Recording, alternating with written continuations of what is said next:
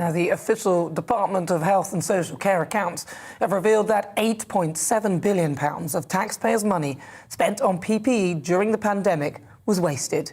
And by the way, this was out of a total spend of £12.1 billion on PPE. As well, the government's auditors said that the government was, quote, not able to manage adequately some of the elevated risks of the pandemic, resulting in significant losses for the taxpayer. Now, Duncan Simpson is the research director at the Taxpayers Alliance, and he joins us now.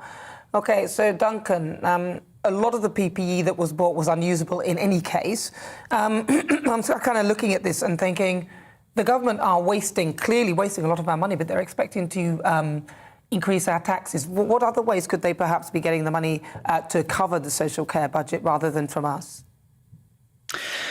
That's right. I mean, the accounts are pretty shocking, frankly. So the auditor, the National Audit Office, obviously went through them, signed off the accounts.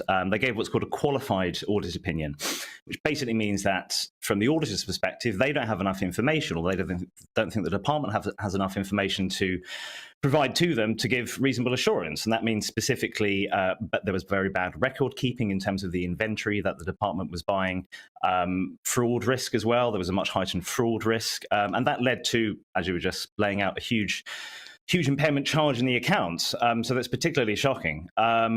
Obviously, there are different methods which the government is going to approach this to actually increase revenue for the NHS. Obviously, we've got the national insurance hike coming into effect in April, and then that's being expanded to even more people April the following year as well. So that's pretty alarming.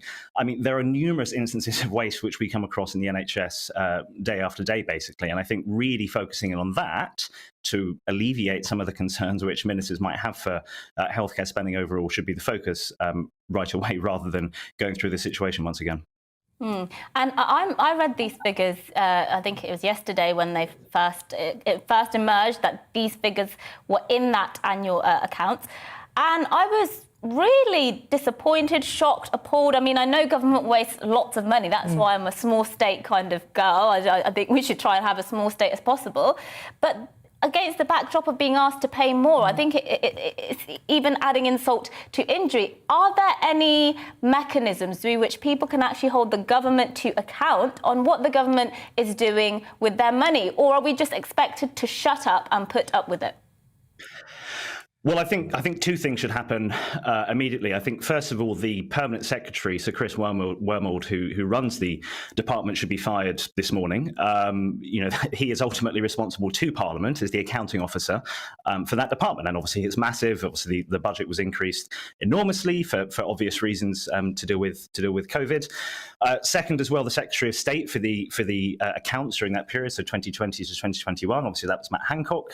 He should be hauled before Parliament as soon as possible and explain himself to either the Health Committee or the Public Accounts Committee to really get to why this has gone wrong. Now, Parliament obviously dipped into this now and again. We still haven't had that COVID inquiry to see exactly why these kind of decisions happened, or rather didn't happen, as to why this money was spent so badly. But Parliament really needs to get on with that, and people who were ultimately responsible for this need to be fired. So that's some of the first things that should be happening. Firing them, we've still spent the money. Was it 673 million on PPE that was unusable, 750 million on items that expired before they were used, 2.6 billion on items not usable within the NHS, and 4.7 billion accounted for by falling market prices. I mean, look, this is loads of things that we appear to have, the government appear to have wasted our money on. Could we not put it to the government? Because I don't understand why they're not pursuing these people who they've falsely given these loans to, why they're not pursuing them, and also pursuing some of the companies like Amazon and, those who've benefited specifically because we were indoors from this pandemic. Can we not be getting some sort of windfall tax to alleviate the burden on the taxpayers?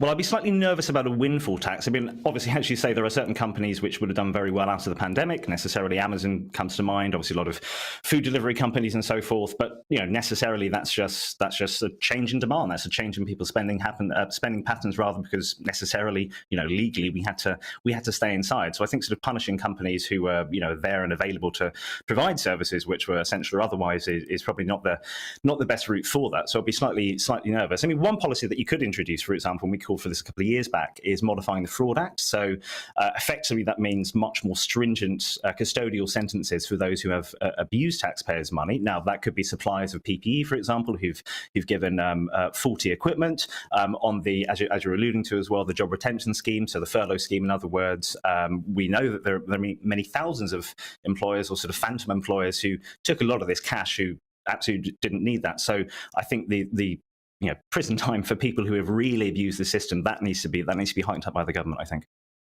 Well, Duncan, thank you so much for talking us through that story. I'm sure it's one that won't go away. Well, I hope it won't. I'm sure the government wants it to go away. Well, I don't want to pay for this new thing. I don't see why we should. I want to get them to give us our money back first. Absolutely. Duncan Simpson there was the research director at the Taxpayers Alliance.